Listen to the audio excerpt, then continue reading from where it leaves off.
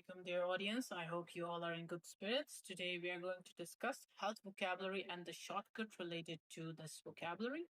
So, let's get started. So, precision in health interpreting is important. It requires accuracy to ensure patient safety and clinical integrity.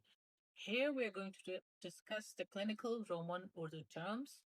I can write it in Urdu as well, but Roman Urdu is easier to write. So, that's why I'm sticking to Roman Urdu. Utilize standardized shortcuts and understand dental versus physical health context. So, the vocab about health starts from dental and initial assessment. Extracted का मतलब होता है निकाल देना. I'll repeat once again. Extracted को उर्दू में बोलते हैं निकाल देना. Examine का होता है मतलब जायजा या जायजा लेना. Frontal teeth है सामने वाले दांत. I'll repeat once again. सामने वाले दांत. ग्राइंडिंग या च्यूइंग को कहते हैं चबाना. क्या कहते हैं इसको? चबाना. प्रिकॉशंस को एहतियाती तदाबीर कहते हैं. It's also important in terms of medical terminology. एहतियाती तदाबीर. साइकोलॉजिकल को नफ्सियाती बीमारी कहते हैं. साइकोलॉजिकल डिसऑर्डर, नफ्सियाती बीमारी. विजडम टीथ को अकलदार कहते हैं. नम को सुनकर कहते हैं. नम को क्या कहेंगे? सुन करना या सुन होना. बर्निंग सेंसेशन को जलन कहते हैं. I'll repeat once again. Burning sensation को जलन कहते हैं. ऑब्जर्व को मुशाहिदा कहते हैं या जायजा लेना कहते हैं. सेशंस को इजलास कहते हैं.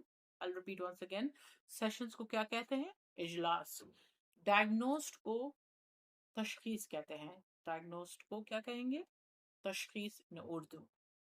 Now we will discuss about the injuries and clinical conditions, mastering anatomical and musculoskeletal terminology. I have written complex words just to ensure that you know about these terms. When it comes to medical examination, तो इसमें हम ये words बहुत ज़्यादा सुनते हैं और इसको इंटरप्रेट करने के लिए मैंने लिस्ट तैयार की है जो मैं आपको अगली स्टाइल में पेश करूंगी. Spinal and structural health. तो स्पाइन को उर्दू में कहेंगे रीढ़ की हड्डी. क्या कहेंगे उर्दू में? रीढ़ की हड्डी. स्टिफ नेक इज अकड़ी हुई गर्दन.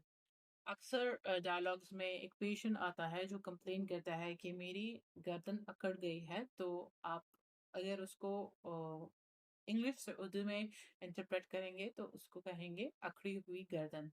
थाइस को उर्दू में रानी कहते हैं और रिब्स को पसलियाँ कहते हैं. So what are thighs called in Urdu? Rane, and ribs are called pasliyan. Bone को हड्डी कहेंगे. Plural of bone, bones like bones को हड्डियां कहेंगे और fracture को हड्डी का टूटना कहेंगे. Fracture को क्या कहेंगे? हड्डी का टूटना. Now we will discuss about the symptoms and clinical work. Symptoms को क्या कहेंगे उर्दू में? अलामात. I'll repeat once again. Symptoms को कहेंगे अलामात. वेट को क्या कहेंगे? वजन. वेट को कहेंगे वजन. जब न्यूट्रिशन का डायलॉग आता है तो वो अक्सर न्यूट्रिशनिस्ट को कहते हैं कि हमारा वजन बढ़ गया है, वेट बढ़ गया है, तो इसको हम कैसे काबू करें या कंट्रोल करें. फंडेड को कहेंगे इमदाद.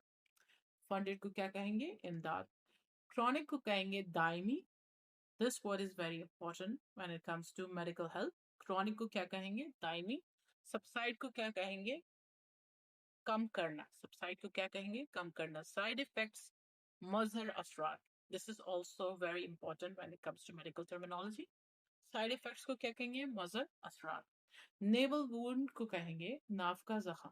नेवल वुंड को कहेंगे नाफ का जख्म. हर्बल पैच को कहेंगे नबाताती पट्टी.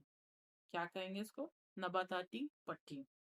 RSI is मुसलसल खिंचाव. RSI is a short form और RSI का complete form है repetitive strain injury. What is the complete form of RSI? Repetitive strain injury, और that is called in Urdu मुसलसल खिंचाव. Workplace को क्या कहेंगे? जायकार. आपने नहीं सुना होगा लेकिन इसको हम उर्दू में जायकार कहते हैं. रिकवरी को कहेंगे सेहतयाबी. So when it comes to health, सेहतयाबी बहुत ज़्यादा important word है तो इसको आप याद रखें. Persist को कहेंगे बरकरार. Persisted को कहेंगे बरकरार रखना. I'm going to discuss about the support and specialization in terms of medical terminology. Orthopaedic को क्या कहेंगे? हड्डियों का doctor. I repeat once again, orthopaedic को कहेंगे हड्डियों का डॉक्टर। लेकिन अगर आपको ये वर्ड जहन पे नहीं आ रहा है तो आप ये कह सकते हैं कि ऑर्थोपेडिक डॉक्टर, या मतलब stick to the English word. Self confidence, खुद एतमादी। सेल्फ कॉन्फिडेंस, खुद एतमादी। मोटिवेशन इज तरगीब। मोटिवेशन को क्या कहेंगे? तरगीब। फाइब्रस फूड इज रेशेदार खाने। फाइब्रस फूड को क्या कहेंगे? रेशेदार खाने। ऑब्जेक्शन इज एतराज। ऑब्जेक्शन इज एतराज। सपोर्ट लेटर इज हिमायती खत। I repeat once again, support letter को क्या कहेंगे? हिमायती खत। एनोनिमस को कहेंगे गुमनाम। I repeat it once again, anonymous को कहेंगे गुमनाम। ईगर को कहेंगे बेताब। ईगर को कहेंगे बेताब। डैमेजेस को कहेंगे हरजाना। आई रिपीट इट, डैमेजेस को कहेंगे हरजाना। बेड को कहेंगे पलंग। वंस अगेन, बेड को कहेंगे पलंग। टेकिंग शॉर्टकट्स बहुत ज़्यादा इंपॉर्टेंट होते हैं, so we are going to discuss that. Extracted को आप एक्स ई लिख सकते हैं या ई एक्स टी लिख लें। एग्जामिन को आप एग्जाम की फॉर्म में लिख लें या ई लिख लें, डिपेंड्स ऑन द कॉन्टेक्स्ट। सो आप अपने लिहाज से फिर नोट टेकिंग शॉर्टकट लिख सकते हैं। फ्रंटल टीथ को ए एन टी लिख लें या एफ टी लिख लें।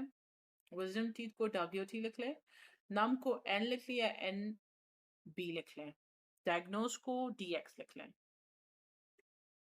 रेपिटेटिव स्ट्रेन इंजरी को आर एस आई लिख लें। स्पाइन को एस पी एन लिख लें। वर्क प्लेस को W P, weight W T.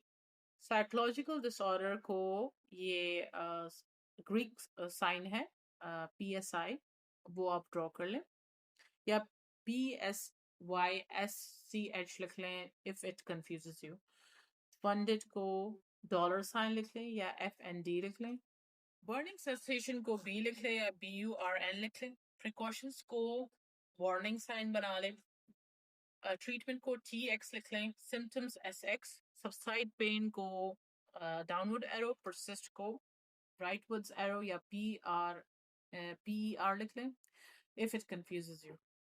In the end, I'll say if you have any questions, you can contact me on my email ID and practice these vocabulary words with your peers when you're preparing for NATI CCL exam. It's really important.